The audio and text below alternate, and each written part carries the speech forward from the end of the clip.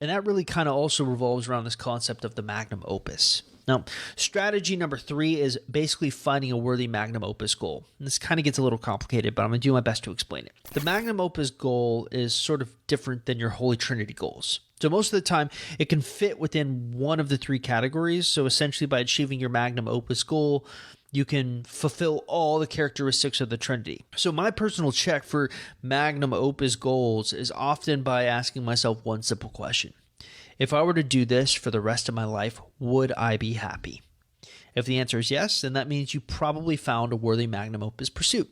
If the answer is no, then you need to keep looking. So just to back up, make sure we understand. A good magnum opus is one specific goal that you can pursue that can actually be a catch-all.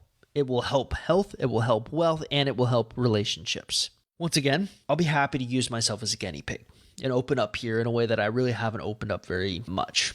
So I've talked about this a little bit in the past before, but I'm actually in the process of writing a fantasy novel. And this may be a weird statement since I've never technically verbalized it, but I guess I'm trying to create like the next Game of Thrones. Or at least something that appeals to me is I want to create something that is as revered as Game of Thrones was during its time. Now, I'm not arrogant enough to think that I'll succeed. But that's not the point. The truth is, I'd be happy if the novel series is universally liked, but never makes it onto the screen. For me, it's more about the process of creating that brings me joy and fulfillment. But let's have some fun with this and assume that the idea takes off and becomes something. Technically speaking, all 3 areas of the Holy Trinity will intersect and be fulfilled. Health, I just said, I'm happiest when I'm creating. Wealth, might be able to make this into a full-time living. Relationships, I'd get to meet all kinds of amazing creatives. And actually, in the process of even just trying to create this, I already feel like I have. It's a worthy magnum opus pursuit is my point. And here's the final thing I'll say about it before I move on. The magnum opus is more about lifelong dreams than anything. It's okay to set out on some quest of an unattainable goal. That's the point. And it's a healthy thing to do because what it's doing is forcing you to ask a question you probably haven't asked yourself in a very long time. What is it that you want out of your life? And that brings us to strategy number 4. Creating your own sphere of influence.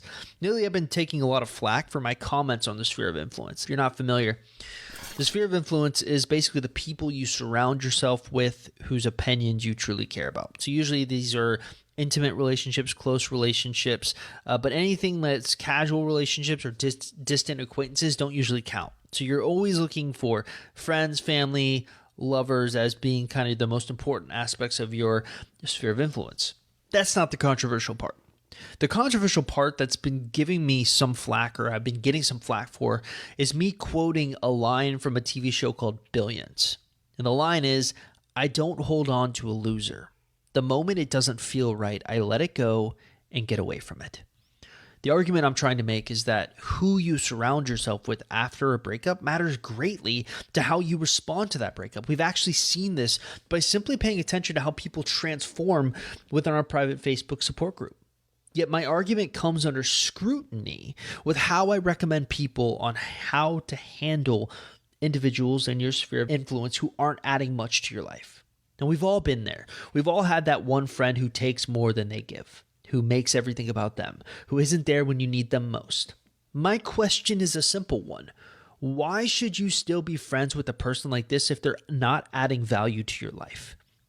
You are clearly adding value to their life. Why can't they reciprocate? Why would you continue a relationship like that? And here's the point I'm trying to make. Start taking a good look at your own sphere of influence and create your own sort of super team of individuals to surround yourself with. And yes, this includes taking a look at your ex. Sometimes during the mental calculus, when you're doing this, you'll learn that your ex isn't worth including anymore. And that leads us to strategy number 5. You are responsible for your own happiness, not your ex. I've always found it kind of odd with how individuals expect relationships to make them happy, as if finding the perfect relationship will somehow resolve their depression. It's a trap that leads you down a very dangerous path because it creates within you an unrealistic expectation that your partner is a solution to all of your problems when they're not. So a few days ago, I wrote this article, how to deal with an ex moving on to someone else really quickly or something like that. And I mentioned in this article that I watched this movie called Before Midnight. I recommend watching the movie. It's very philosophical by nature, but might be boring for people who are like action lovers and things like that. But there's specifically a line delivered in that movie that was incredibly profound. And what I did is I actually went to the screenplay. And I'm going to read you the screenplay so that we can kind of talk about it. So a character named Anna says, "My grandmother's mother wrote to our whole family a 26-page letter from her deathbed. And she spent 3 pages on the costume she did for a play and only 1 paragraph on her husband." Character named Jesse says, "Well, was she an actress too?" The character named Anna says, "No, she was a," and then in French, she asks someone, "Well, how do you say seamstress?" And then the person who's basically deciphering the language says, "Oh, seamstress, say seamstress." Then Anna says, "Seamstress. She had all these wonderful friends. About my great-grandfather, she mentioned 3 events. He went to the war, we moved because of his job, and he died. Her big advice was not to be too consumed with romantic love. Friendships and work," she said, "brought her the most happiness." For me, this is an important lesson to teach individuals specifically after a breakup who aren't acting or thinking rationally.